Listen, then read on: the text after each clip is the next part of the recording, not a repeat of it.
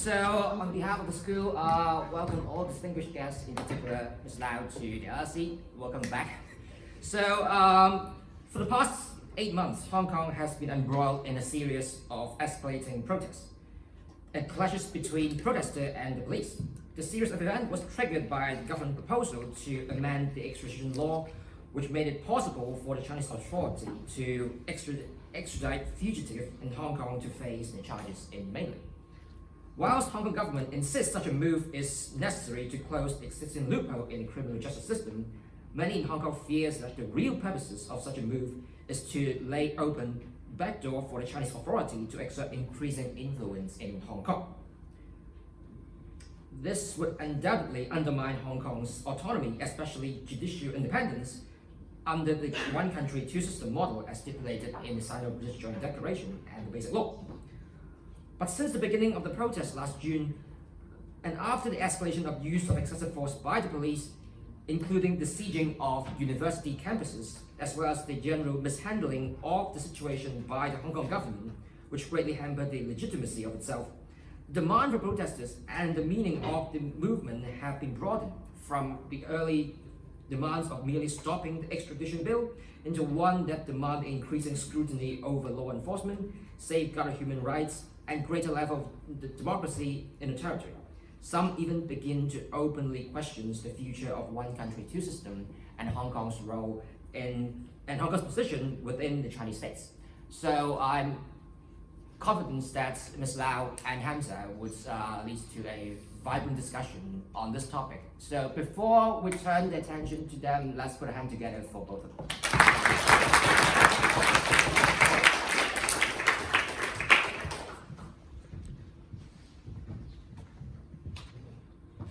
Before we start, just a few points of housekeeping. So the first is that we're going to jump straight into a moderated discussion, following which we will have question and answer session with our student audience, following which we'll give what we call at LSE networking time, during which you can come up, chat with Ms. Lau if you want to discuss with anything with her in person, etc., etc.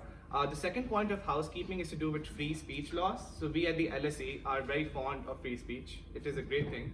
And the reason for that is that we have what are called free speech protection. So our academic chair here today is here to enforce those free speech protections. What that means in a couple of sentences is that if anyone is not allowed to say something they should be allowed to say, or are saying something they definitely should not be allowed to say, then the academic chair will step in and intervene appropriately.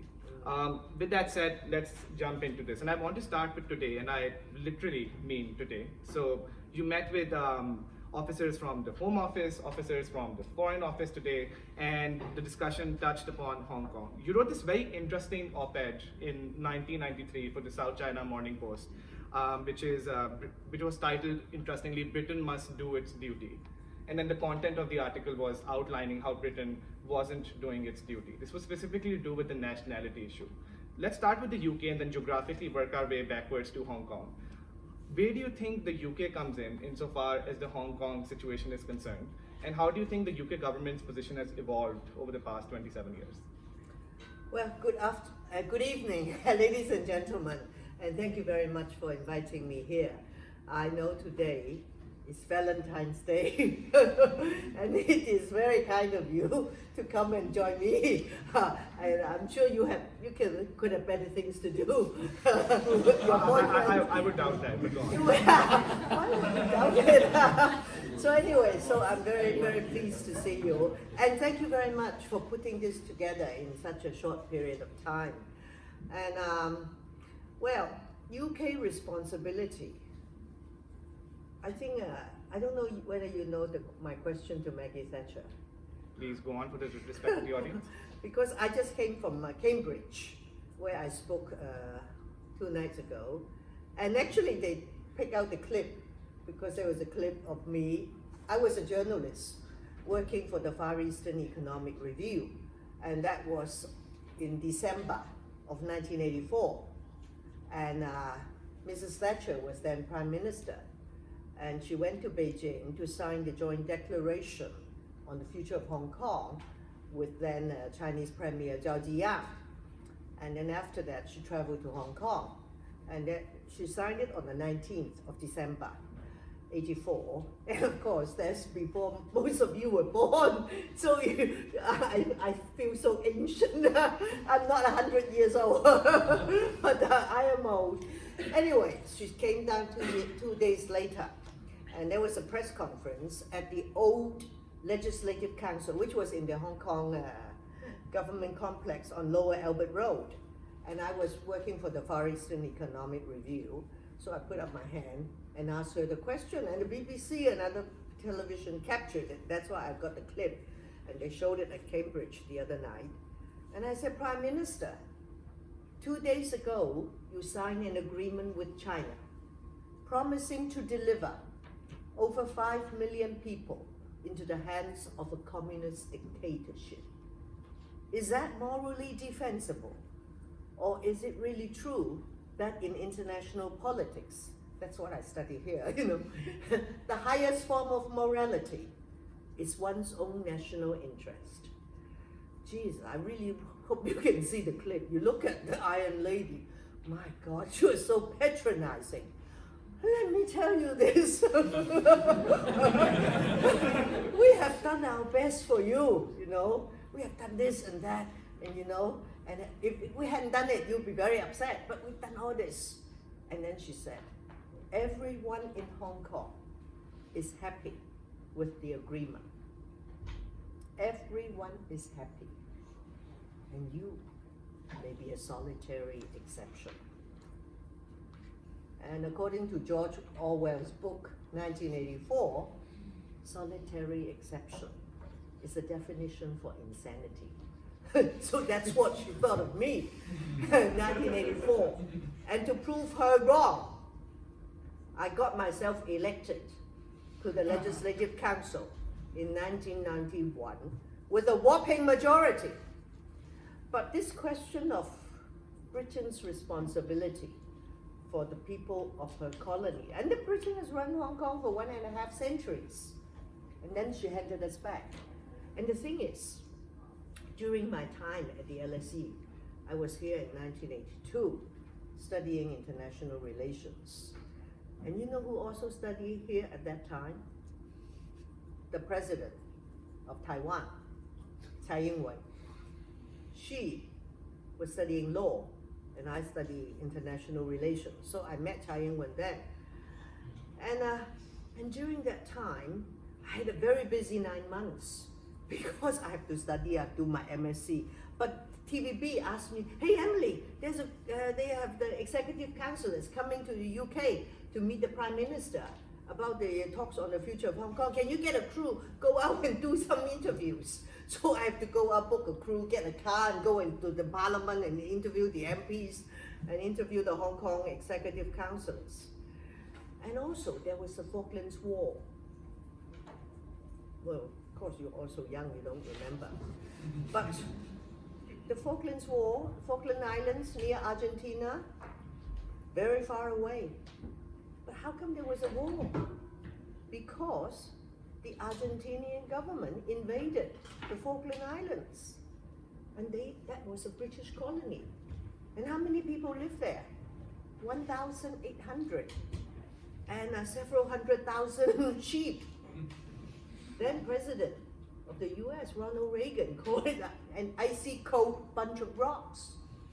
But when the Argentinians invaded, and there was huge debate in Parliament, and the people say, the Prime Minister and Michael Foot, they said, the wishes of the Falkland Islanders are paramount.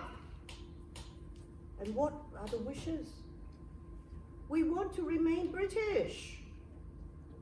And they were at that time tripartite negotiations about the future of the Falklands. Tripartite meaning the Argentinian, the British government, and the Falkland Islands. They only have 1,800 people living on those islands, but they have a completely elected legislature and elected executive council, which is something Hong Kong did not have. And Hong Kong had 5.5 million people. So, when they wanted, and the British government wanted to give the Falklands back to Argentina because it's so far away. And so they entered into talks for years. And the Falkland Islanders say, no way. We don't want to be given back. We're British. So they couldn't do it. And then suddenly the junta, because the economy was bad, they decided to do something to divert attention. They invaded the Falklands. And of course, very easy, 1,800 people. So the British government was they lost face because the colony was invaded. So what did they do?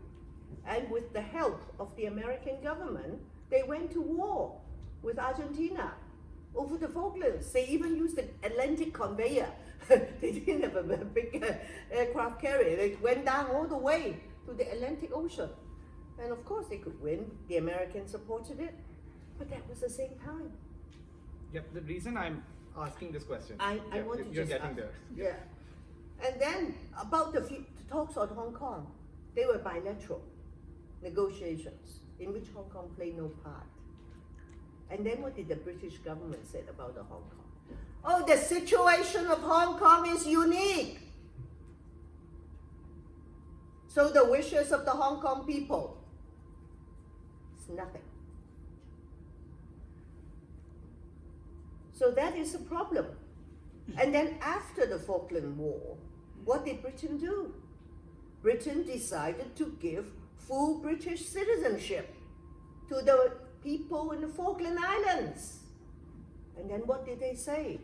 They said those people are kith and kin. And then the then Foreign Secretary, Geoffrey Howe, said, if we allow the Hong Kong people to come to the United Kingdom, it would change the racial balance of the country. So that's why. I think people feel very upset, but in Hong Kong, there was no independence movement, no self-determination movement. Many people there accepted they're Chinese. Hong Kong's Chinese soil. So, China, if China takes back Hong Kong when the lease runs out, it's okay, but they were afraid of the Communist Party. Yeah. So that's why the Communist Party gave us one country, two systems. And Thatcher said on that clip, you know, the Chinese government, they will keep the promise. This is what they offer you. You should be okay. So Britain's responsibility, well, and then they handed Hong Kong back in 1997. The responsibility is to ensure that the promises in the Sino-British Joint Declaration, which was signed in December of 1984, and also which was then translated into the Basic Law, all those promises would be kept. And that's why now, even all these years, they issue reports on Hong Kong every 6 months. So they have a duty to monitor, to see whether China keeps those promises. But unfortunately, as you know, things are developing. People feel very scared. People don't think China is keeping the promise. So it's our duty, although I have stepped down from the Legislative Council and I'm no longer leader of my party, but I still feel I have a duty to come and remind the British government there are certain things that they need to do. And although I have, I'm not a legislator, I'm no leader of the party, they still agree to meet me and my friends from Hong Kong. So we have to keep reminding them. Yeah, I have a question specifically about these reminders. So there was a very interesting op-ed you wrote again in 2014, and I'm going to quote you ad verbatim. So it's to allow such a free election to take place. You're talking about universal suffrage in 2014. Beijing must overcome its concern that the situation in Hong Kong may get out of hand and that foreign forces have infiltrated political parties and will use them to subvert the central government. Now, you've lobbied for your friends in Congress, you've lobbied here in the United Kingdom. Don't you think that just escalates the paranoia that the central government has about foreign infiltration and foreign intervention within the situation in Hong Kong? I have been lobbying foreign governments for decades. Just then when I was at the Foreign Office, we came out and the official from the Foreign Office said, well, Emily, you should know your way. You've been here so many times. So it is not as if it's something that I just suddenly did. And Hong Kong is an international city. So it should be accepted that the journalists there, the politicians there, the activists there go all over the world to talk to people, to lobby. I don't accept foreign money. I've never taken a penny from foreigners. What do you talk to them when you see them? I say, you speak out for Hong Kong. Well, whether they would speak out or not, I can't control them. But I just go and talk to them. And the fact that they agree to talk to me show that they are interested. But whether they will do it or not, it's not something I can compel them. But purely from a strategic perspective, keeping in mind what you yourself said 6 years ago, do you think this makes it easier or harder for the central government to have buy-in in this discussion? Well, the Chinese would always love to use this allegation, not just me, but of others in Hong Kong, of inviting foreign interference. A few years ago, when I was still a member of the Legislative Council, then Chief Executive C.Y. Leung, he came to the council to speak, and he accused foreign forces of interfering in Hong Kong affairs, which of course is a very serious allegation. So everybody says, CY, now CY, you're watching. Where is the evidence? Up to now, this is 2020. I have not seen any evidence. And CY Leung's not the only person who said it. Many others, whether they are Beijing officials or pro-Beijing politicians, activists, they always say it. I said that is rubbish. If you say something, you have to back it up. I mean, the fact that I go to America or I go to Europe or I come to the UK and talk to politicians, that is foreign interference? That's rubbish. If it is foreign interference, it's people giving you money, giving you arms, try to overthrow them. But where is it? And up to this day, Mr. C.Y. Leung has not been able to produce any evidence.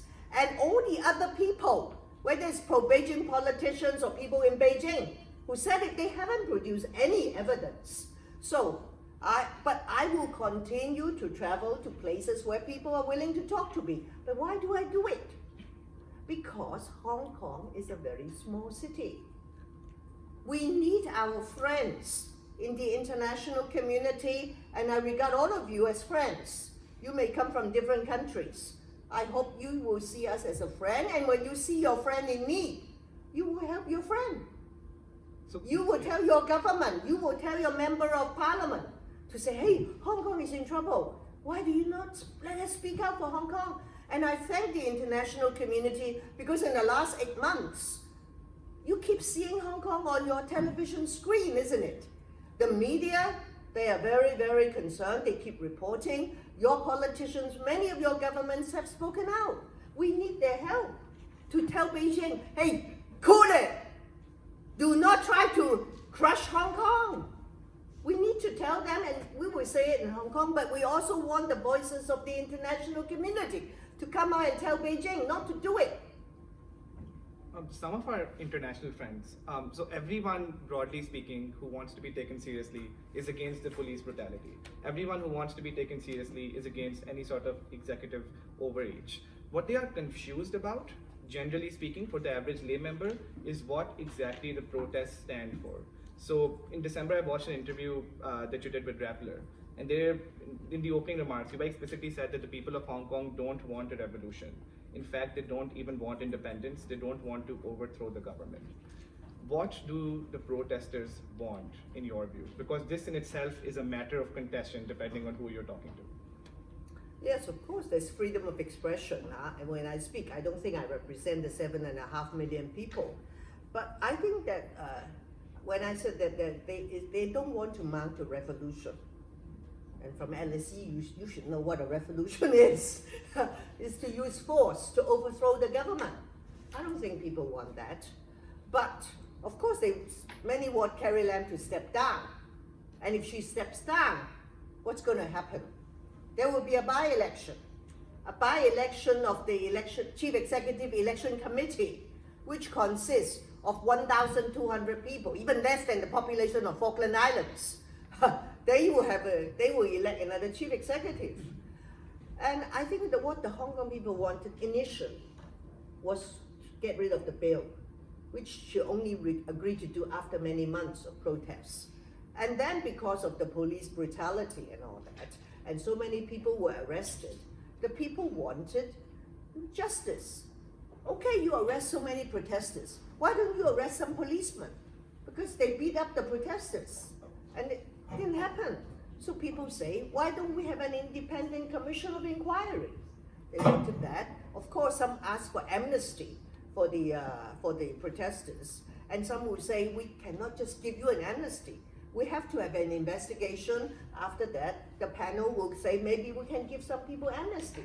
So these are the things that the people want. And you may say, oh, some young people, they want independence. And some of you are young people, maybe some of you are from Hong Kong, young people, and maybe you have met young people from Hong Kong who want independence. You can speak up. But I speak as someone who have served in the legislature of Hong Kong for 25 years. I have stood in 7 elections. I have never lost an election. I speak with some authority. I do not claim to speak for everyone in Hong Kong, but I think I know my people quite well. And I think many do not support independence, but I have heard youngsters who say they want it. Fine. I say you carry adult identity card. You take responsibility for what you say and what you do. But what do the Hong Kong people want? They just want to keep the free lifestyle, underpinned by the rule of law, and have personal safety. That's the irony about Hong Kong. We don't have democracy. The chief executive was chosen by a committee of 1,200 people. But the freedoms we enjoyed, the rule of law, the independence of the judiciary, the personal safety that many Hong Kong people enjoy, all these things are much more than what some people from countries with periodic elections enjoy. So That's the yeah. irony. You know what I mean? No, I perfectly. I'm just wondering, because you say that you can't represent 7.5 million people. Of course I agree with you. can't. Let's just say that you only represent yourself. Yes. Do you, Emily Lau, support or oppose a claim to independence? I don't support independence. I've said it many times. Actually, back in 1984, when I put that question to Maggie Thatcher, I think we should have had self-determination. Of course, self-determination would include independence. Otherwise, it's not really self-determination. But there was no such movement then. So, and then later I became a representative of the Hong Kong people. And the people I represented, in my legislative council member ward office, almost no one ever came through and asked, hey, Ms. Lau, can you help me to fight for independence? No, all these 25 years. So I don't. And so what can we get for the Hong Kong people? Under these very difficult circumstances, it's one country, two systems, whereby the people of Hong Kong, under Chinese rule, can and should continue to enjoy the freedoms that they've enjoyed under British colonial rule, that they can have an independent judiciary, they can have personal safety, like after talking to you when I walk out of the room, the police will not be there to arrest me immediately or arrest you. So those are the things that we got used to over the years, but with no democracy. So for clarity, I completely get what you stand behind and what you don't stand So behind. let me answer But, you. yeah. I said one country, two systems. Yes. That's the thing that they promise us. Yeah. But as I said to Hong Kong University students a few years ago when I was there, because some students said they want independence, I said I want one country, two systems. But I tell you, one country, two systems is like sleeping next to a tiger. And if you like to pick up your pen and poke the tiger in his eyes, you have to be ready for the possible very awful consequences. And that's the situation of Hong Kong. It's not funny. But what are the other realistic choices? So independent judiciary, free media, I get all of that. What about past 2047? Would you vie for keeping that arrangement in place? You know, some journalists have asked me. I don't pretend to be one, but go for it. They asked me, Ms. Lau, what's going to happen in 2047? Because as you know, it's only 50 years. It's a good question. To one country, two systems. I said, actually, I don't know. But I said one thing I do know. I won't be around 2047. And then these journalists would say, oh, actually it's 22, 23 years already. So you have just 20 odd years left. I said, have you heard of the expression, in the long term, we're all dead. Why don't you die now? Oh, they say, oh, Miss Lau, sorry, of course we don't mean that. I said, I know you don't mean it. But the thing is, I think we need to talk about it. Yeah. Here and at Cambridge and in Hong Kong, I have encouraged my mentees, students, older people, and today I encourage you, my dear friend, to start talking about 2047. 2 nights ago at Cambridge, I told the students there to form a Hong Kong 2047 concern group and pretend that tomorrow Xi Jinping will come to you and say, okay, I know you're concerned about the future. What do you want in 2047? What can you say to him? What would you say? That's why I'm asking. What do you want in 2047? I would like to think, knowing the Hong Kong people, that they would like to continue to have free lifestyle, personal safety, rule of law, and hopefully a democratically elected government by then. And if China by then is completely democratic and free, I think the people won't mind one country, one system. You don't need to be a government official of the SAR. You can go and be the president of China. But if they're not like that yet, then people would still want a continuation of one country, two systems. But that's just my view. But there are views of all of you here who may want something better or something different. So I encourage you to think about it.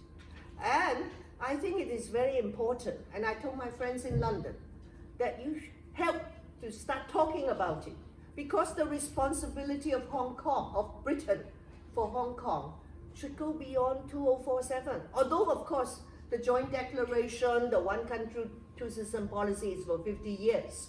But what is going to happen in 2048? Can Britain say, oh, I've washed my hands. If you all die, it's none of my business. No. So we should all start talking about it. And one reason why the Hong Kong youngsters, some of them are so unhappy, is that they don't see a future. Even now they don't see a future, let alone in 2047. So we should all start talking about it to make them feel that, although I won't be here, but I care about your future. Let's start talking about it, see what you want and craft it. See if you can go and get other young people to agree with you. Maybe you come up with a formula and the others say, come on, forget it, that rubbish. It's very difficult. Once you start doing it, you will know how difficult it is. And many years ago, when the British negotiated with the Chinese on the future of Hong Kong, it was very difficult. But in those days, they were just two sovereign states negotiating. And we Hong Kong people played no part. Now you have to try to assert yourself and say, it's my future. God damn it, I'm going to play a part. In terms But of, that will not fall like manna from heaven. That's one thing you must learn. You have to go and get it. If you just sit there and you expect all those things to be delivered to you, forget it. In terms of getting those things though, so in July 2014, you authored another op-ed, and it's about how Hong Kong has a proud tradition of non-violent civil protest. And you said that, and this was sort of the tipping point at that point, and you said even if it does flow into mass protest, it will be almost assured that this protest is going to be non-violent, even if it's civil disobedience. In status quo, in 2020, despite horrific police brutality that these young students have faced at the hands of the police, there have been incidents, well documented by both foreign and domestic media, of violence committed by those students as well. Do you think that violence in those circumstances is outright condemnable, or do you provide an exception to those students? Well, I can understand at first it was peaceful. If you look at the march on the 9th of June last year, it was very peaceful. But then what did the government say? They wanted them to withdraw the bill. The government said, no, business as usual. We're going to pass it on Wednesday. And that made the people very upset. That's why they came and surrounded the Legislative Council building. And then the police was there and they started firing tear gas. And that's how the violence erupted. So, but still, I've said it many times on CNN, BBC, Australian TV, Canadian TV, I don't support violence. I have been arrested on several occasions by the police for breaking the law.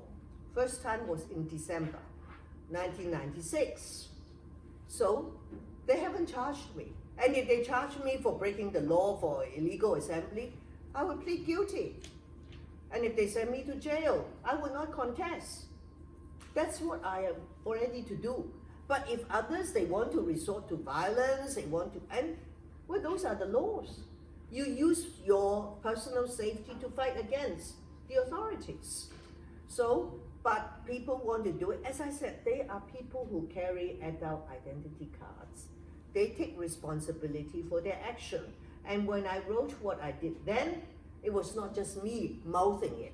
It was looking back at the history of Hong Kong for so many decades, where there were all these marches and demonstrations which were very peaceful.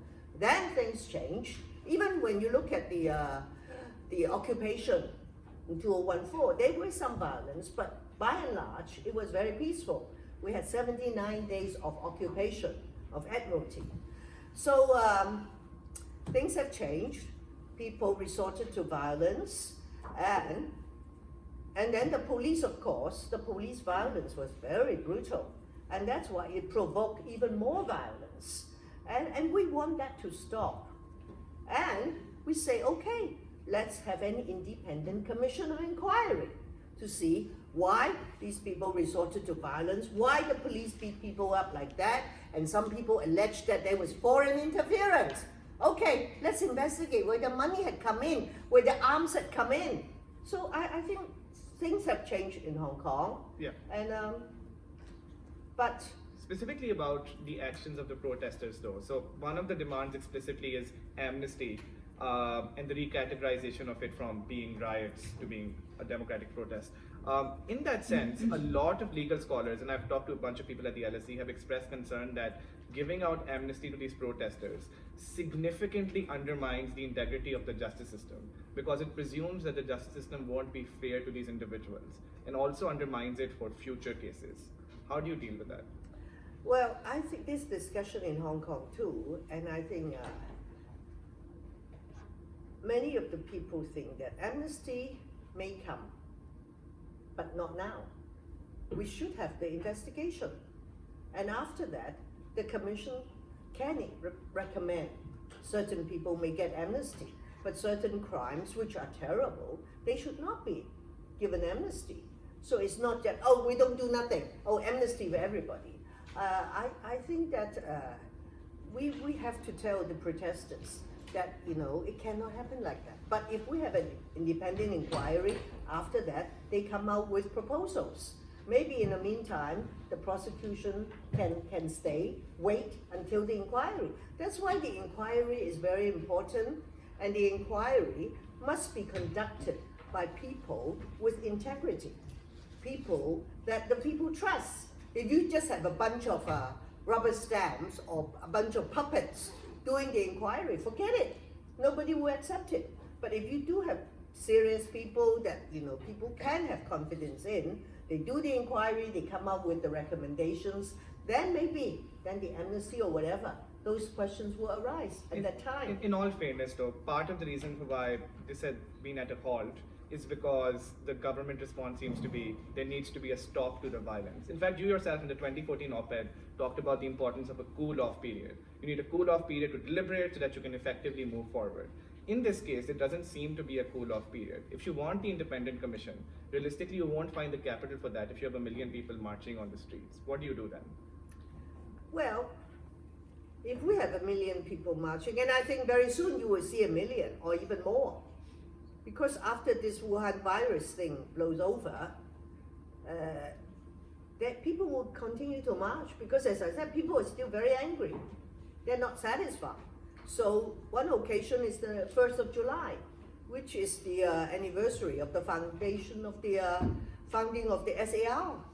So you will see people marching, but if all these marches start out very peacefully, but only if when the police intervene, and then you start seeing people using violence. So I hope that they will not use that excuse. And if they decide to announce there will be a commission of inquiry, I think people will be prepared to calm down a bit and let it have a go. Yeah, but again, this sort of comes back to the same, which protester are we talking about? Are we talking about the protester who vies for independence? Are we talking about the protester who vies for amnesty? And this is where I want to focus the brunt of our discussion. Are we talking about the protester who vies for universal suffrage? So a bunch of people in both foreign and domestic media have talked about how universal suffrage, being one of the demands, is unrealistic, and it only stretches out the political capital of the protesters and won't likely be achieved in the short term. What do you think about universal suffrage being an immediate demand of the protesters? Well, immediate meaning tomorrow or next year may be a bit difficult, but universal suffrage is something that Hong Kong people have been fighting for many years, including myself. But as I said to you, the irony is we've never had universal suffrage, not yet, but we enjoy all those freedoms and all those things. So in the past, I could understand that when you go and have a march for universal suffrage, people turn up and march and so on, and then Beijing say no, so no universal suffrage, so we all go home. But now, this time, the march is not for something that you want, you've been fighting for years, but this time, it's a march to defend what you've got, something that they are going to take away. But Now again, that is very different. But you can't speak for 7.5 million people. I don't right? speak for, I speak for many Hong Kong people who are very anxious, who know, Jesus Christ, this tiger is coming, and they're going to take away the freedoms, the personal safety, and the rule of law. That's why many people took it a lot more seriously. Whereas in the past, you fight for these things, okay, you don't have it, and you go home, you're still free. And then I remember a few years ago, someone came to me and said, oh, Miss Lau, you're fighting for democracy. You know what democracy is for? I said, what? Democracy is to defend our freedoms. But we are so free. Why do we need it? I almost said, why don't you go to hell? But that's how they feel. Because no, in Hong Kong all these years, no democracy. But we are so free. We are so much freer than so many countries which have democratic elections. They genuinely meant it. But now... Having you in the British opposition right now would be so interesting, can I just say? But now, this fight is for something that you have, and you know people want to take them away from you. So let me narrow this down. You are a protester right now, let's imagine. They've satisfied the amnesty demand partially by, let's just say, setting up an independent commission. Would that be the tipping point for you, individually, Emily Lau, to go back home, or would you continue to protest for universal suffrage on the street? Well, of course we will protest for universal suffrage. Why give up a habit of a lifetime, my friend? Of course I won't. But of course, we will continue to fight peacefully. So you have the independent commission of inquiry, you do the investigation, nobody is going to interrupt you. But that doesn't mean that, oh, we all stop, don't fight for democracy. No way. And nobody ever said that if you have the commission of inquiry, I will give up all my marches for democracy. No, they're not mutually exclusive. Yes, but there's a fundamental difference between campaigning for something within LSE, having boardroom meetings, and 1 million people marching on the street. The question is simple. If the other demands are met, do you still think the 1 million people should march on the streets for universal suffrage, considering you said a couple of minutes ago that's not something that's going to be an immediately fulfilled goal? Well, maybe not immediately fulfillable. So you would march until Of then? course I will march. Okay. My dear friend, I will march until I don't have any breath in me. That's it. Yeah. I have stepped down from LegCo, but I will never step down. from the fight for democracy and human rights. Although I don't represent anybody now, I represent myself, as you rightly said. But I will go all over the world to fight. And I will talk to whoever it is in government or out of government who are willing to talk to me. And I hope that is the spirit in you, all of you. Because why? Because all of you are from the LSE, isn't it? No? Now, let them have say. Let them tell me whether they agree with me or not.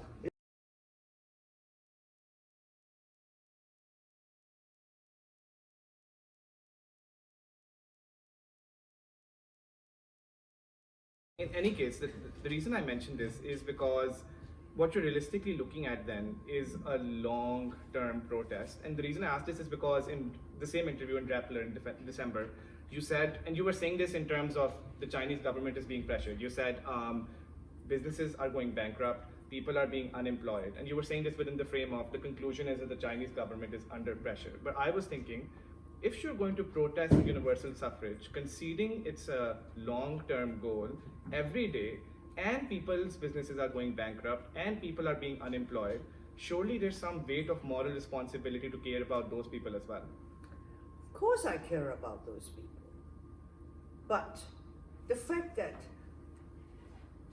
if businesses are going bankrupt, and because they say that, all the months of protests make many people do not want to come to Hong Kong, tourism has been affected and all these things. So the thing to do is to tell the government to respond to the people's demand so that the protesters would quiet down. And not to say, oh, you just quiet down so that the economy can resume. No, the logic is not like that. We are saying that we have certain demands and that they are not met, so we will continue. We don't want the economy to be ruined, and neither should the government. So if they have the similar goal, then they should respond to our demand.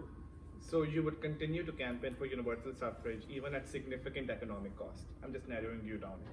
Well, it's not just for me. Yes, naturally, the people protesting. Yes, if the majority of the people protesting, they want to come out to do it, so they will be prepared to show them the consequences, the economic consequences of that.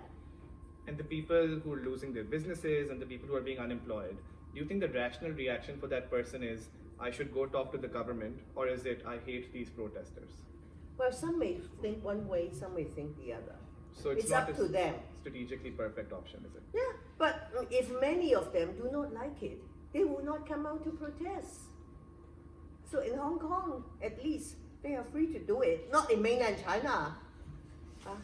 But that's a very low bar, to be fair. Like everything, you have to take the consequences.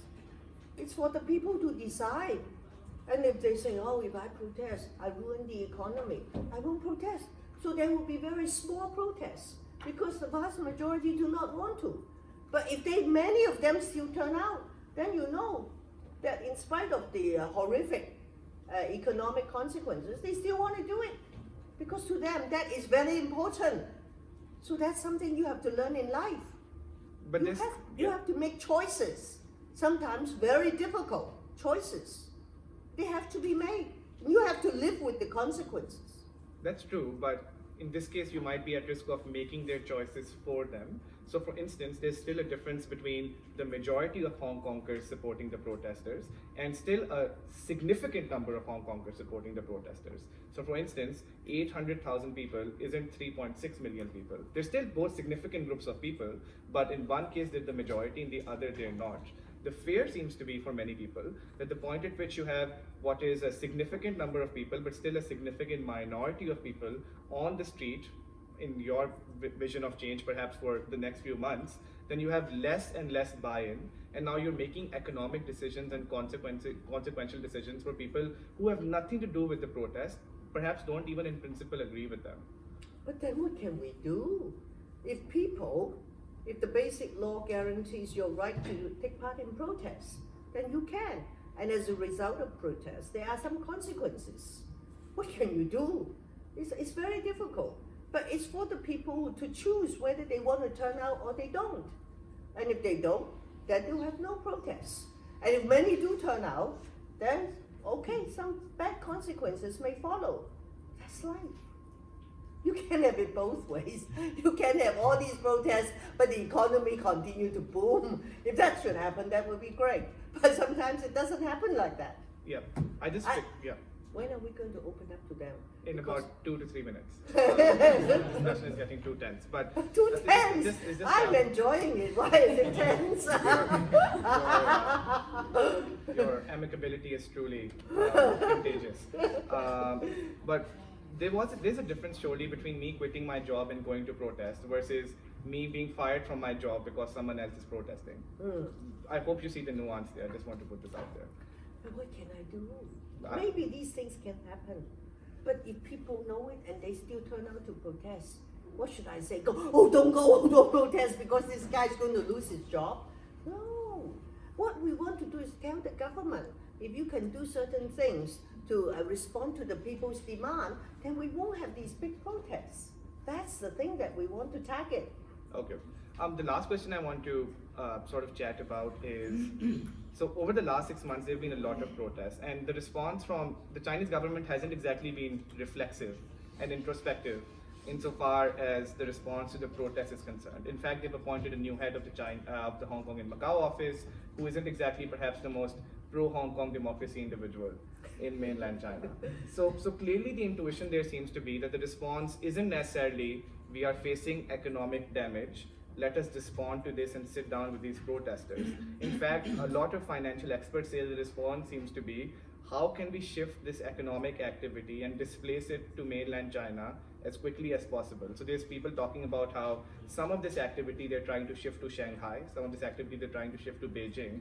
What's the response there? Because if your bargaining chip is economic damage, they can displace a lot of that by simply taking the activity elsewhere. Well, I think many of them do not want to take the activities elsewhere, and it's not that there are that many choices. So, but as a free place, open market, of course, anytime they can take the activity elsewhere. And but we hope the people also understand that actually Hong Kong is a good place to do business. And they have been doing business there for many years and making a lot of money. But now, how come the circumstances have changed? It's not the people have changed. This is the Beijing government, which is trying to make life so difficult. So the thing to do is to tell them. But if you want to move out, you move in, that's free. I mean, that's what we want Hong Kong to be free. For people to come and do business or to leave. For people to speak out, for people to protest and not to protest. That's what Hong Kong is about. So I think it is very important that the people recognize that. And of course, then we come in with our friends in the international community, that they should also speak out to help. Many of them have their citizens living there, working there, so they have a stake in Hong Kong. It's not just that, they want to do it for the love of Hong Kong. Yes, some may do it, but some of them have real interest there. Because if things go horribly wrong, they will have to evacuate their citizens from Hong Kong. They don't want to do that. They want them to stay there and prosper, make money. So I think the message is, and what Hong Kong people want is not that revolutionary, and it's not that offensive. Are you speaking for all Hong Kongers or just yourself? Well, I don't represent them, but Yeah. I have a feeling that Hong Kong people, as I say, Hong Kong people don't want a revolution. They don't want to overthrow the government. They just want the government to respond to our demands, which are, by any standard, exceedingly reasonable. If you say Hong Kong people all want independence, that's different. The Chinese will not tolerate it. But now Hong Kong people say, have a goddamn commission of inquiry. Look into this and discuss how we can proceed with a democratic election. These are very reasonable demands. Yeah. So I certainly hope that our friends here in this room and outside, they will understand the problems we face and help, to tell your own government, tell your friends, people who are in influential positions, particularly if you're British citizens, write to your MPs, tell them, we think the situation in Hong Kong is very serious. Why can't the British government do more to help Hong Kong? And when members of parliament receive letters, phone calls, email from their constituents. They sit up and pay attention. I speak with experience. Yeah. I have been an elected politician for 25 years. So don't think there's nothing you can do. That's wrong. There's a lot you can do. What you need to do is to empower yourself. And don't just say, oh, Emily, there's nothing. No, of course not. That's the LSE spirit. Yeah. No, I think the British government is in a slightly busy period these days. But, Slightly busy. Firing the Chancellor of the Exchequer. Nonetheless, I take your point. I think that's a good note to end on. So, about Okay. question and answers, What do they do? just a couple of notes. One, I will take men and women in equal measure. So if I don't come to you for a few minutes, please take that chance to introspect. Secondly, Why am I a woman? it's a question and answer session, so please ask a question. Even if you don't want to ask the question, just affect a high rise at the end of your sentence, so it sort of sounds like a question. You let them express their views. You're also, as you can, express your views. Now, any Can questions they for? introduce themselves? Is it okay? Yeah, of course. So just like your name at the beginning, if you have any What do you institutional study affiliation. and so on. There's the one over there. Very good. Can I use mine? Yeah, Yeah. please. Is this working? Yep. Oh, nice. Hi Emily, thank you for coming back to the LSE tonight. What is your name? My name is Neil. What do you study? I'm a second year philosophy and logic student at the LSE. What's the Philosophy and philosophy? Philosophy and logic, yes. I know. And I'm a British citizen. Oh, Never great. been- So I'm picking my Who is your MP? Keir Starmer at the moment. Good. Oh, wow. Yeah. Is he going to be leader of the party? Maybe. Anyway, here's my question. I've never been to Hong Kong or China. I've got friends from both. And I was wondering, what in an ideal world, what would the British government be doing with respect to Hong Kong? Sorry? In your opinion? What should the British government be doing? So ideally, if you could tomorrow wake up and with a magic wand tell the British government to do I did it exactly. this afternoon. I don't need to wait till tomorrow. Harry Potter is indeed an international export. But in any case, so what would be the ideal picture of change? What would the British government you would want them to do tomorrow? Well, I think they should speak out about the situation in Hong Kong, and because of the protests and the people getting arrested and all that. So the thing to do is to try to find a political solution. How do you do it? You have engagement. You reach out to the opposition, to those people, to try to talk to them. You say, oh, how do you talk to the protesters? You can't even recognize them and so on. But there are politicians in the Legislative Council. They may not represent all the protesters, but that's a start. So the thing to do is to reach out in anywhere. I mean, when you have conflict, I mean, not too long ago in Chile, where they have demonstrations there, what did the president do? He immediately reached out to talk to the opposition members of parliament. So that's what they should do. And Carrie Lam has refused to do it. So I hope the British government, and not just the British government, talk to its allies. Now you're no longer with the European Union, but you still have many friends in the international community, and call on them to speak out. Because if there are more voices in the international community, it becomes more powerful, more influential. I'm just curious. So I who haven't would you- finished answering his question. this is a follow-up from the same question. So I haven't even finished. Why do you want to follow up? This was- Because the very important thing is, apart from speaking up, is the British National Overseas thing. In 1997, when the British withdrew, there were more than 3 million people who got this new citizenship called British National Overseas, BNO. Because they pull out. So no longer British citizen of dependent territories, but they give you a new citizenship. But it's only to those people who apply then, and not to their children. And that citizenship did not give the people the right to live here. So now, if there's a problem, what are you going to do to your citizens? Do you have a responsibility for them? And that's what I put to the people from the Home Office and the Foreign Office this afternoon. And I told them, you make sure you tell the Home Secretary, Priti Patel, and the Foreign Secretary, Dominic Raab, that things could go wrong in Hong Kong. And then what is the British government going to do for your citizens?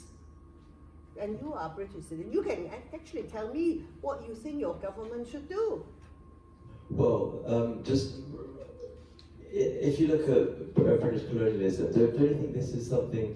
Do you think this is going to be in the thought, in the rationality of the politicians making the decision? Do you think they're going to not want to give off colonialist vibes by getting involved halfway around the world with Hong Kong?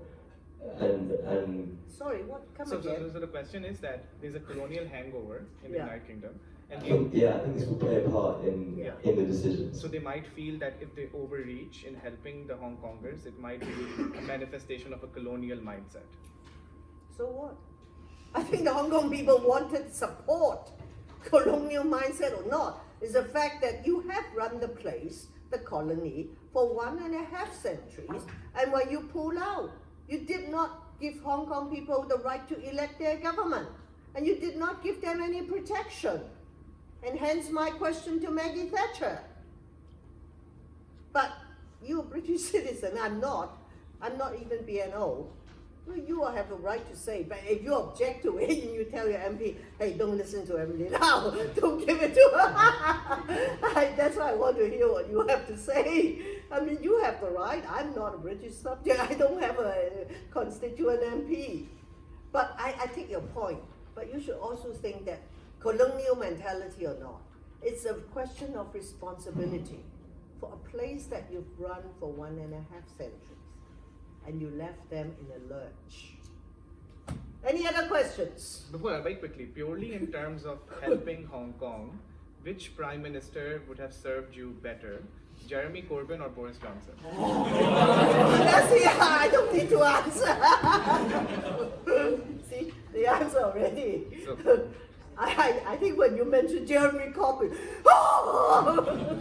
that's a very good answer already. Okay, next, a lady.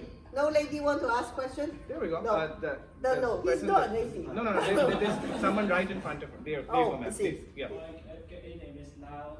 Current first student. Can you use your microphone? And could you also give space to the person right in front of you? Just 1 second. Good evening, Miss Lau. Fair enough. Current first year PPE student. So, What is his name? the philosophy, politics, and economics. Could you state your name again, please? My name is Charlie. Charlie, hi. Good evening. Do you think the Hong Kong protest will trigger the process of democratization in mainland China? So with citizens from mainland China to be inspired by the brave Hong Kongers and then bring democracy to China? Thank you. Well, of course we want to see a democratic China. And I think it is very true that the Chinese government had always been very worried that what happened in Hong Kong could spread to the rest of China. But ultimately, of course, it's up to the people of the People's Republic of China to decide what to do and how to fight for a democratic and free future. But if you look at history, you will know that those who tried had paid a very heavy price. And that's why many of them, or some of them, will not do it. Because unlike Hong Kong, I cannot go to mainland China. I've not been allowed to go there for almost 30 years. But at least I can't go. Doesn't mean I'm locked up. But if I'm over there, I won't be talking to you now, I'm sure. So, it's a very heavy price. And that's terrible. But the fact that the government does not want the people to be free, does not want them to enjoy the rights which are enshrined in the Chinese constitution. Very sad. But then if the people want to be able to enjoy those rights, and they have to pay a very heavy price. That's why ultimately it's up to them to do it or not.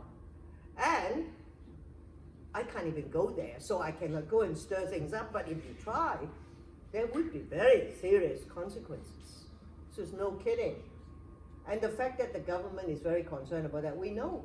But ultimately, what the people over there do is not up to us. But so far, the months of protests, and we have seen some people responding by supporting us, and some have been arrested already and put in jail. But many of them do not seem to want to, do what we do. And so it is up to the Chinese people. And of course, there's a lot of black propaganda over there, telling them not to do it and so on. And so it's very difficult. And I have a lot of respect for people who would take real big personal risk to fight for these things. And it's probably not something we sitting in this room can understand, because we're not subjected to that sort of danger. But over there, it's very real. And it could be very, very devastating. So whether they do it or not, it's up to them. And if something should happen to them, there's nothing we can do to save them. Fair enough. Any other questions? Gee, if not, we can go and have dinner earlier. We could do Hey, that. there's a There lady we go. there. What Please. is your name? My name is Eve. I'm not a student at the LSE, I'm a student at UCL. I study Latin and English, so this is a bit out of my wheelhouse. Are you a British citizen? I am a British citizen. Who is your MP? Keir Starmer as well. Okay. So my question is, you encourage us to write to MPs and ask them to speak out. In recent events, especially considering the US and China relations, it doesn't seem like speaking out is necessarily particularly effective force against the Chinese government. My question then is, what positive benefits do you see as occurring from a British MP like Keir Starmer, talking out against China? And don't you think this just invites further conflict between Britain and China as opposed to actually helping Hong Kong? Well, is it really true that if a British MP speaks out for Hong Kong, and that would harm Britain and China's relations? I don't know. Well, China may want to tell them now, that's a consequence if you speak out. So it's for the MP and the constituents to decide. But if there are certain things that you think is right, then you should speak out. And why should China be so nasty to Britain? And if that is the fear, that Britain would do something nasty to you, China would do something nasty, so you would never do anything, because you never dare to provoke China. Well, that's quite good.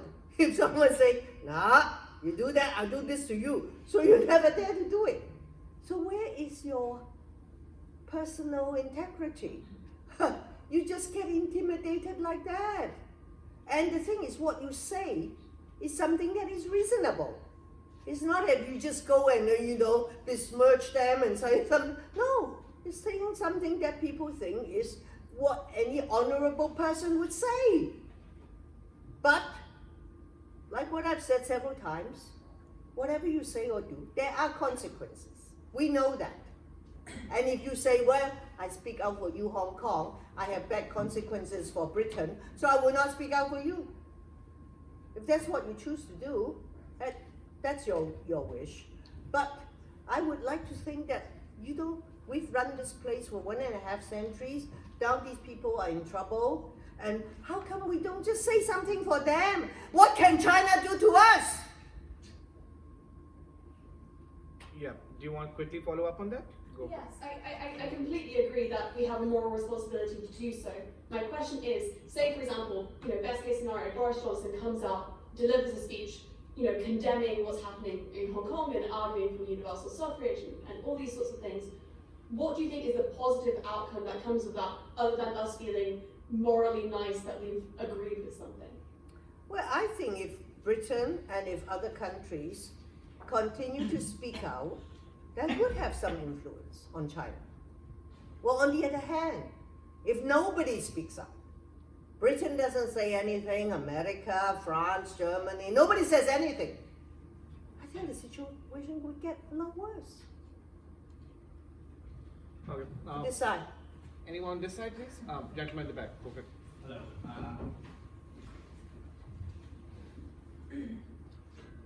Hello. Yeah.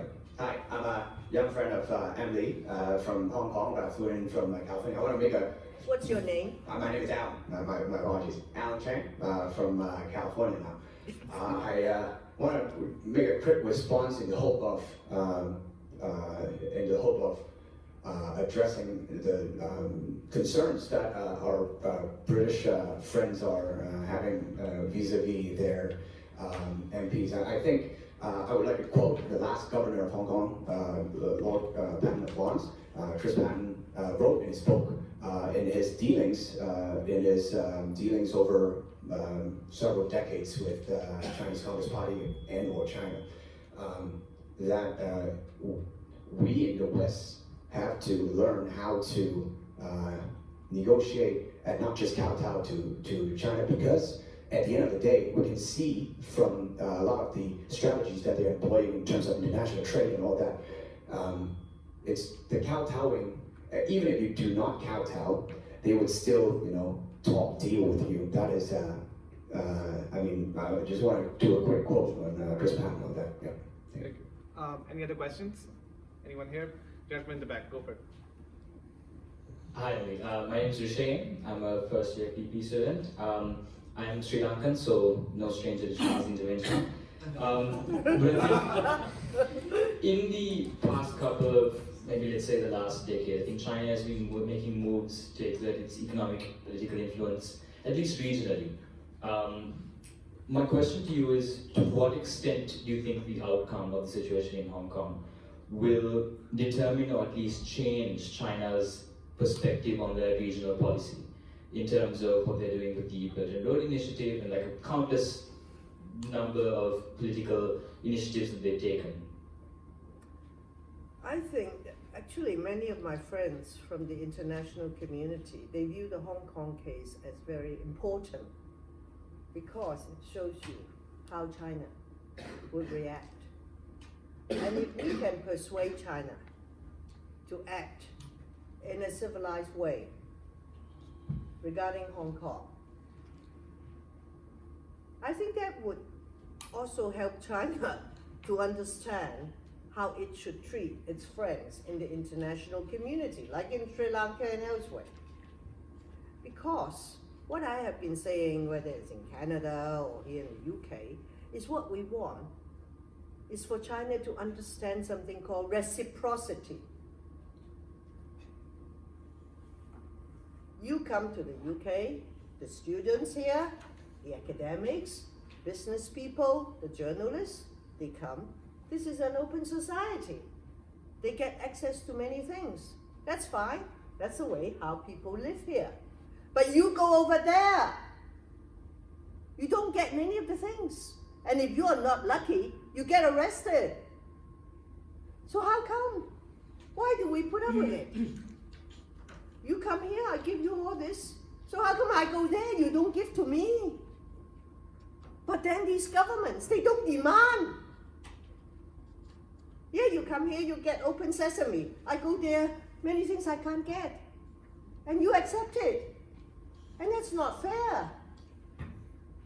So I think we want to get China to learn that if you want to be a respected member of the international community, you have to follow that code of behavior. But people have to say, hey, you behave like that. But if everybody says, oh no, don't worry, we just turn a blind eye, China can behave whatever it likes. That's bad. So in Hong Kong's case, if we can, with the help of all our friends here, persuade China to treat Hong Kong in a civilized and humane way, resolve the problem, then China will learn, well, that's a way to resolve conflicts. And if there are places like Sri Lanka or Pakistan or anywhere, they behave in a more civilized way. Yeah, I'm just curious, in light of what you just said, would you in principle oppose the support to the Hong Kong cause from countries such as Saudi Arabia? Sorry, come Would again. you in principle be against supporting or accepting the support of countries such as Saudi Arabia if they came out principally in favor of the Hong Kong protests? Because, you know, they don't fulfill any of the requirements you just talked about. Well, actually, funny you should say that. I don't know whether Saudi Arabia would ever come out to support Hong Kong. Would you know? But, I mean, we want people of Saudi, anybody from Saudi Arabia here, put up your hand. No, but Saudi Arabia or no Saudi Arabia, I want people from all countries, particularly women, to have equal rights. So, that's one thing. But if a country where people do not enjoy equal rights, if they want to speak out to support the rights of Hong Kong, I still think it's a good idea. So if you can support the rights of Hong Kong, I hope you will also support the rights of your own people. Fair enough. Any other questions? There we go, gentleman on the right. Yeah, please. You You have to press on them. There we go. Yeah. Yes, thank you, Emily. You are not student. No longer, I'm afraid. So my question is again about what the UK can do for Hong Kong.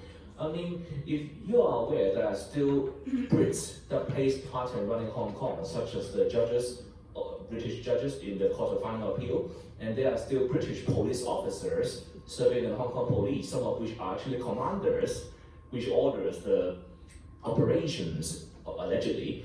Do you think what the British government is currently doing is utilizing all their levers of power, or if they still decide to, you know, not do anything, could the British government or the British establishment, however you see, be deemed as tacitly supporting those Brits that are currently running or being part of the establishment in Hong Kong? I mean, giving a tacit approval, basically. Thank you. I don't really see such a strong relationship between the British people in Hong Kong and the government here. I don't think the government here gives them orders, you know, the judges or the police officers. But do they have, you know, subject to British law, or even, you know, should be called to, you know, answer to what they do in Hong Kong because they're British citizens? I think the point of the question is that one of the ways that Britain can provide recourse to people in Hong Kong is to exercise punitive action on people who are of British origin but are doing what are perhaps atrocious things in Hong Kong. Well, maybe. I mean, that has not occurred to me because there are not that many British citizens out there. But if that is one avenue that we can explore, why not? But I think that that may not be one of the most powerful tools. But well, if we're desperate, I mean, anything goes. And well, bear in mind, Carrie Lam's family and lots of, you know, powerful figures family have British passports as well, and they are probably not necessarily native Brits. They are Chinese, but they are British passports. Wouldn't the UK have any role in, you know, regulating their behaviors, so to speak? how can they regulate their behavior? Well, It's very scary. No. Such as, you know, if you know the property laws on protecting children about, you know, for instance, you know, if a Brit torture or even engage in children abuse abroad, even if you are Brit, the UK courts can have jurisdiction over you. You know this one, right? So there is. I'm not that aware, but go on. I mean, there is previous cases where a government of the national being passing laws to regulate the nationals' behavior abroad. Should the UK do more in this regard? Thank you. But what have they done? The husband and the children. No. So that the point of that was to make an analogy to what could be done. So the instance here was that just like you can prosecute outside a spatial legal jurisdiction, you can in this case as well. The specific example here would be how Ms. Lam has a British passport. So presumably She doesn't. So Ms. Lam's family, my apologies, have British passports. So presumably there's some enforcement of behavior that's But British policemen as well. Or for example, I was saying, what have they done? An example would be Rupert Dover, Tong Fai. Rupert Dover, the policeman, Tong Fai, who is a British citizen. He's a British citizen, he's white, he's definitely a British citizen, he's a commander in the police force. So if there's a law that allows the British government to do something to him, and if it exists, and if the British government wants to do it, I have no problem. This is when LSE security comes in. But about the children and the husband, they are British subjects, but they have done nothing wrong. So why should anybody do something against them? And it's something that she has done. What the hell has it got to do with the family? I don't agree with that at all. Leave the family alone. If they have done something sinister, yes, they should be punished. But what have they done? They have said nothing. So I just don't like that sort of mentality. It's like, many hundreds of years ago in China, if one person in the family does something wrong, the whole family, not even the whole family, but the aunts, the uncle, everybody will suffer. No way. One person take responsibility for his or her action. And why should the family members suffer? I don't agree with it at all. Glad to hear that. Any other questions from the audience? And let's just get more women in. Any women who would like to ask questions, please? You keep asking. I don't know why you want a woman to ask questions. No, my apologies. I'll use your criteria. Any British citizens? That's awesome. You British? No. So you can't ask yet. We'll still take you. Go for it. Hi, my name's Erwan. I'm a French citizen, but I'm also a Hong Kong resident. I lived in Hong Kong for 8 years, so that was right before coming to LSE. My question was, given the recent, so actually I wanted to make 2 points before I asked my question. One was that most polls show that Hong Kongers are in favor of the protests and all 5 demands. So that's universal suffrage, amnesty, don't remember all 5 demands, but you can probably pick them. Okay, carry on. Right, so my question was, given the recent success of the pan-democrats in the elections, how do you think that that's going to play into the next election for chief executive and the future politics of Hong Kong? Well, the next election in Hong Kong is going to be held in September, and that's for the Legislative Council. But the electoral system of LegCo is very different from the system of the District Council. The District Council is first past the post, single seat and single vote, like here you have in the UK. But the other system is really a minefield. And you have multiple seats, but single vote. And there are very few seats. In LegCo, 70 members, only half of them are elected by universal suffrage. The other half, most of them, by limited franchise, called functional constituencies, created by the British. And as I would like to say, functional constituencies mean if you don't belong to it, you have no function. In the eyes of the government, 7.5 million, only 250,000 belong to functional constituencies. So it's a very disgraceful British legacy. But it's enshrined in the bloody basic law. So anyway, so for that election, you really have to play it carefully because there are so few seats. Not like the District Council, which has more than 400. So this time round, and if there are so many new people who come forward, they don't belong to political parties, and again, if they all wanted to field candidates for the election, that could lead to very disastrous consequences because there are so few seats. So if any constituency which has 5 seats or 7 seats or 9 seats, and you have 20 lists, 30 lists, you can easily split the vote. So many of the people will lose. But where's the pro-Beijing camp? They will be coordinated by the Communist Party, and they will get enough votes and they will get in. And many of these others will lose. And I can tell you, if that should happen, although I don't represent the Hong Kong people, but I'll tell you the Hong Kong people will be raving mad because they want to win a lot of seats. They don't want you to field so many candidates that many lose. Because the electoral system is very different. So now, the test facing the camp is to see how they can coordinate it, to do it in such a wise and intelligent way that you can win as many seats as possible, and not to hand over the seats to the pro-Beijing candidates. So, I hope they are. I think Hong Kong people are intelligent enough. And but because of the virus and all these, the protests, as one of your former prime ministers said, a week is a long time in politics. So 8 months is like forever. You should invite me back and talk about it in 6 months' time before you break for your summer recess. But actually, you still have classes throughout the year, isn't it?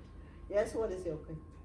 Yeah, I just wanted to jump back because so some of the functional constituencies, or like some of the seats for the LEC are chosen directly by the district councils, or is that for the chief executive? I can never remember.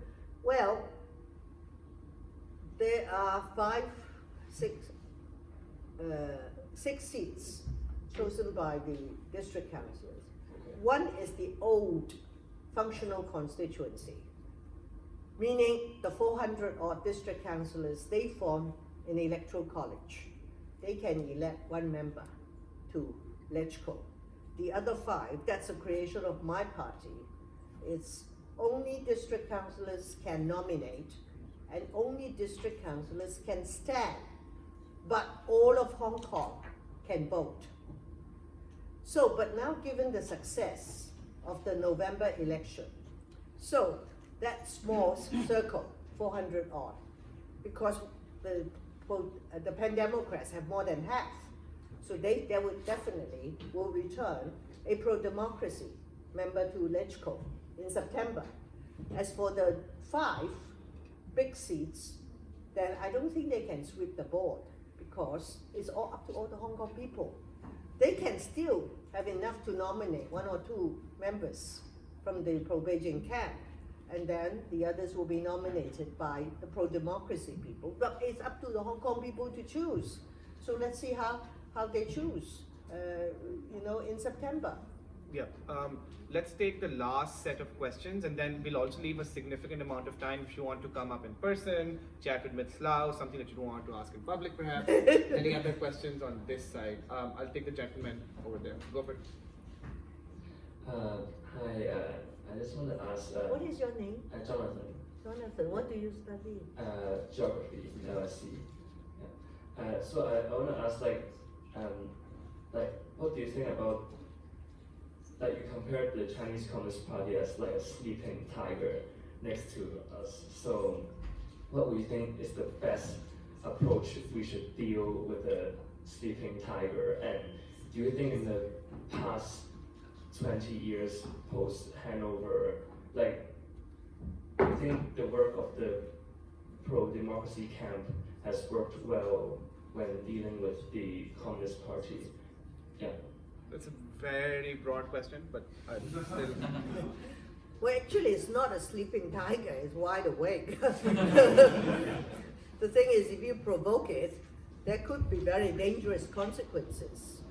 And that's why Hong Kong people have to understand these are very difficult circumstances. So how do you live with the tiger? If you provoke them too much,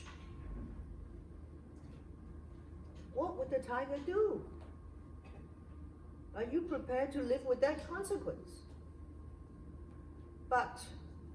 And we have been living with them for so many years, so we have walked a tightrope.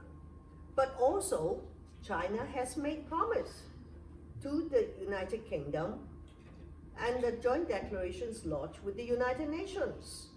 So these are the things, not just Britain, but other countries.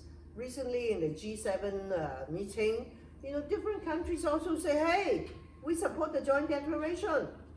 China, you have to keep your promise. So these are the things we hope will have some constraint on the tiger. Whereas, as I said, if none of these things happen, nobody cares, then they will really have a free run. So I think it is important And so the Hong Kong people, we have to learn. And we are not the only place in the world that live under such horrible circumstances. There are many other countries which have even more, which have very terrible situations. I mean, we can name at least 20 or more countries or places which are like that. So that is the reality of life. It's very cruel. And you have to find a way to, to exist there. And your question about what is the second part of the Which question? was over the past 2 decades, how have they dealt with the Chinese Communist Party? Do you think they've been successful? Not, perhaps keeping it short so we can get other questions as well. Well, successful in the sense that we have existed. We have not yet been completely snuffed out. I have not yet been put in prison. I don't know for how much longer.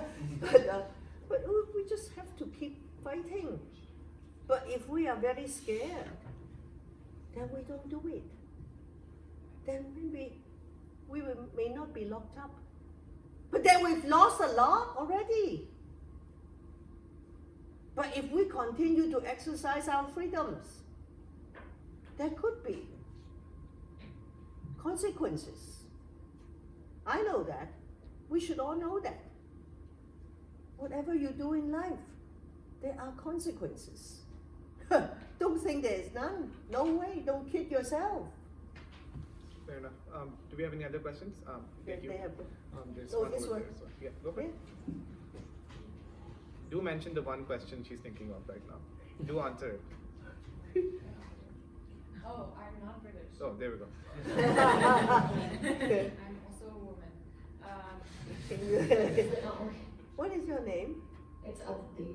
What do you study? I study law, second year student. What citizen are you? I'm Indian. I was gonna state, Oh, you have to keep pressing. What's the matter with that mic? That's fine. I just wanted to talk about this idea of like democracy in the interim for Hong Kong. If you bear with me for a second, it sort of seems like Hong Kong is like transiting through the airport of democracy, and like for the layover, it's allowed to enjoy certain freedoms and rights. But by the time it lands, either it'll be subsumed within China, or we're flying with the hope that China will be liberalized by the time it's 2047, or they'll have to declare independence. And I was wondering, for any pro-democracy movement, how is it that you, or I guess, how can you fight for democratic rights in the short term if we're not safeguarding that they'll exist in the long term? Like if we don't have the measures in place, that this isn't just a right for now, but that it lasts. Because I think there's yeah, that's it. That's Come my again, question. the last part of your question I don't understand. What is it again? So I was saying that with the pro-democracy movements in Hong Kong right now, how can we ensure that people have these rights for the time being, for the current moment, if we can ensure that they will exist later? How can we make any claim to democracy without safeguarding or making sure the measures are in place for that to be a continued right and not just something that's temporary? Well, it's very difficult. And the situation in Hong Kong, I think it's a very good example to show you that there may be certain things that you have enjoyed for so long. And then suddenly, these things may disappear, and may disappear quite quickly. So mark my words. Don't take anything, the freedom, the democracy, the rule of law that you currently enjoy, then it would last forever. Because it won't. And the only way to do it, to safeguard, is by eternal vigilance. And we talk about India. I've read so much about what's happening in your country, how your Prime Minister behaved. And we are very worried. But recently, I'm so pleased to see that his party lost an election. So the Indians say, hey, I'm not putting up with it. And that's how it should be. So, But they're also operating within a system or framework where presumably their rights to democratic protest or to the democratic system is guaranteed for an indefinite amount of time. At least for the time being. How can it be? It's a contradiction in what you said. Anyway, so what I'm saying is, don't take nothing for granted. And if I'm free now to speak, to exercise all that, how can I tell myself and others, oh, this is going to be guaranteed for eternity? No way. You just have to keep working at it to ensure that now you can enjoy it and future you will also enjoy it. There's no such thing as, oh, now I've got it and you will get it for pass on to your generations. No way. Cannot. But you always have to fight for it. Just like your prime minister. Why is it that they try to take away the rights of so many Indians? And even your university students in India, they are rising up. There are many educated people, so many protests in different countries. And I think it's important for the people who do not agree with their government to turn out, and they take the consequence too, isn't it? But it is very alarming to see what's happening there. So it shows you, even in a democratic, and it is the biggest democracy, isn't it? Population-wise, such thing can happen. And so if it happened in Hong Kong, why be surprised? So we all have to rise up and to be vigilant. In all fairness to her point though, the post-2047 setup is a strategically taboo topic of discussion. And the reason for that is that the cheetah or tiger or your animal of choosing will pounce. If you explicitly start talking about not only do we want this in the interim, this is what we want in 2047. So there seems to be a very conscious decision being made here. By whom?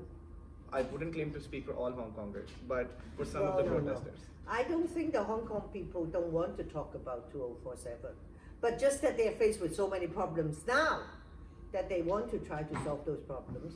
But I think especially for the young people in Hong Kong, we need to talk about 2047. And I hope in Britain, people will also talk about it. And it's not a taboo. It's just that people are too preoccupied because there's so many things on the plate right now. But they should, and particularly with the young people from Hong Kong, because you're going to be there. Whether you may be living somewhere else, but Hong Kong is still a very good friend of yours. So you want to do something to ensure that there will be free and civilized and safe living in Hong Kong in 2048. So for that to happen, you have to start doing something about it so that that may come about. I think there's a question. Please, ma'am, go for it. Mention that. But we'll take both. So first you go for it. In the front. In the front. Yeah. Thank you, Andy, for sharing. My name's Natalie. Natalie, huh? Natalie, I study history at UCL.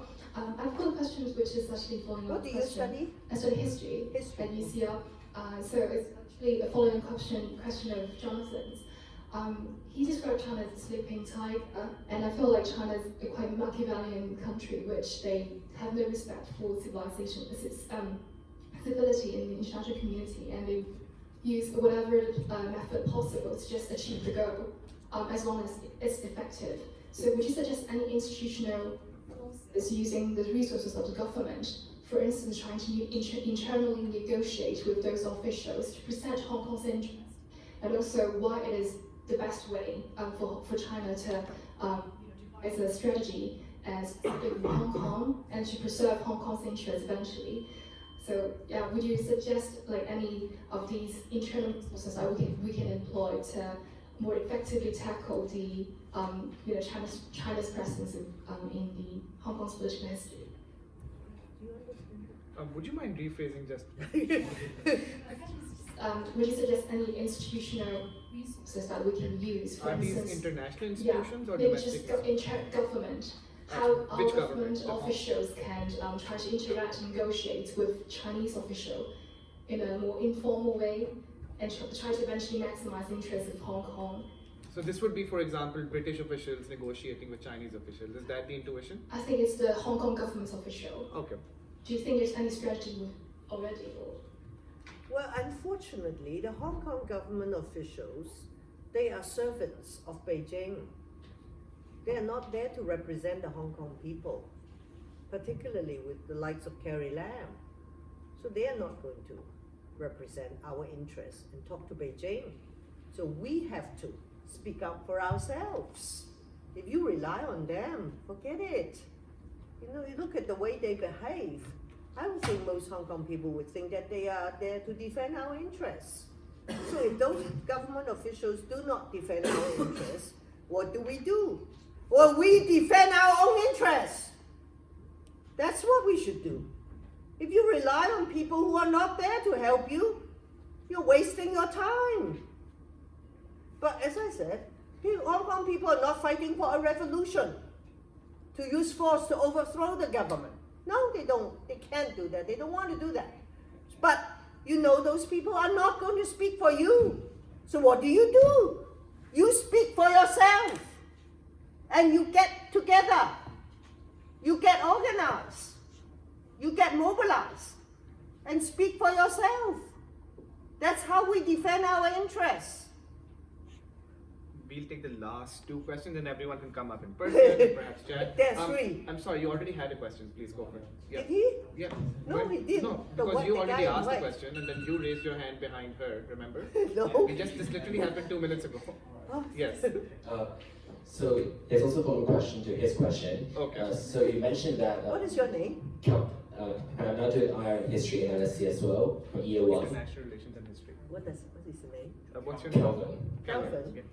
So the question is that you mentioned that it's important to fight against the tiger, but also talk about we can't overly provoke the tiger. So could you try to suggest maybe a solution that Hong Kong people can maintain a very delicate balance, that we can simultaneously fight against the tiger while not provoking it? Well, we have existed for 20 odd years after 97. It's not as if in the last 20 odd years we've been eaten up by the tiger. All these years, we still continue to enjoy freedoms and personal safety. So that means we have found a way of coexisting with the mainland. But just that in the last few years, especially after Xi Jinping came to power, he became a lot more authoritarian and trying to crack down a lot on the rights of the people in the mainland and also interfere in Hong Kong. So that's why we have to tell Beijing to stop it.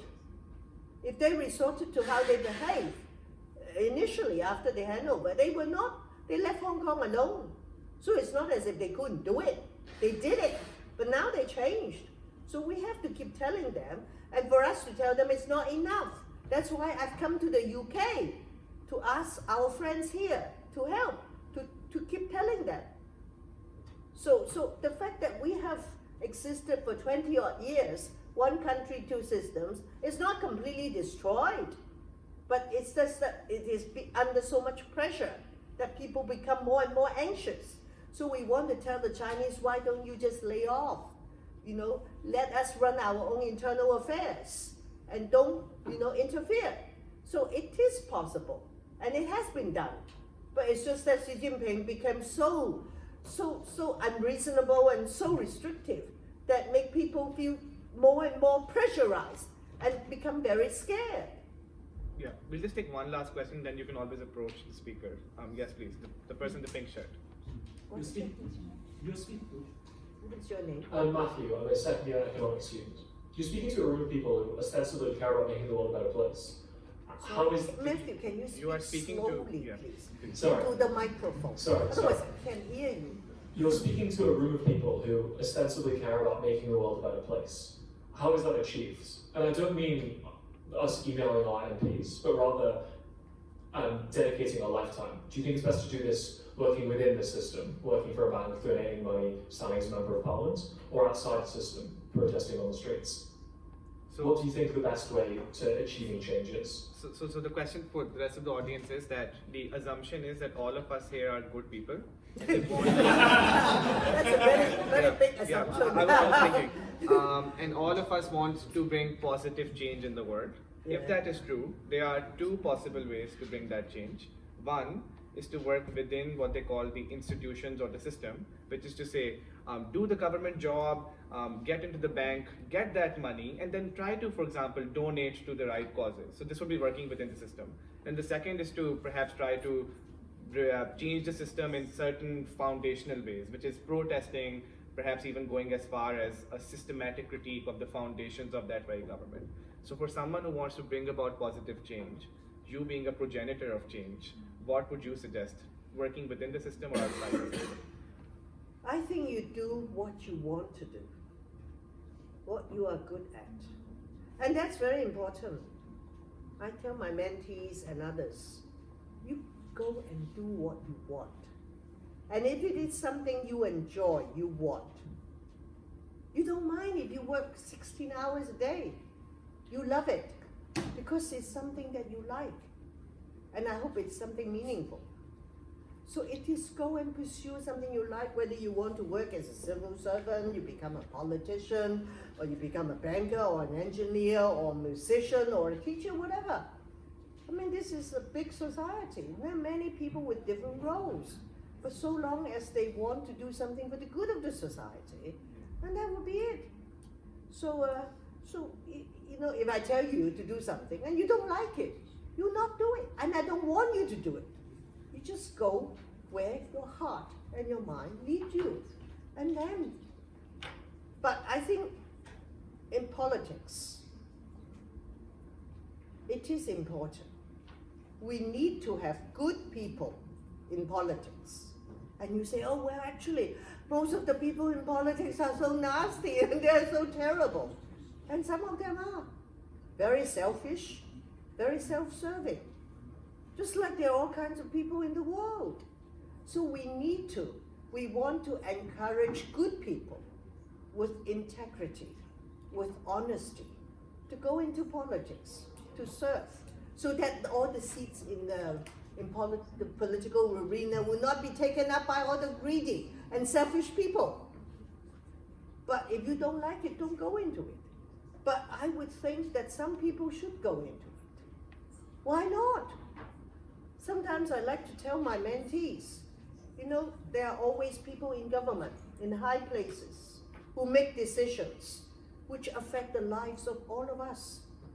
And you ask yourself, why can't that person be me? You have to have such ambition. But to do it, not by being nominated by the powers that be, you do it through the electoral process. You get the support of your voters, then you rise up to go into government and try to, you know, change things. But if you don't want to, you stay outside, fine. And if there are certain things you don't like, you go and protest. And I hope you will always have the right to protest. And those rights, you have to exercise them every now and then. They are just like something you put on the shelf. Huh? If you don't take them down and dust them, one day you may want to take it down and you find it's broken. So all these rights, you have to try to, you know, exercise them and see you continue to enjoy those rights. Because nothing should be taken for granted. Look at the situation in Hong Kong.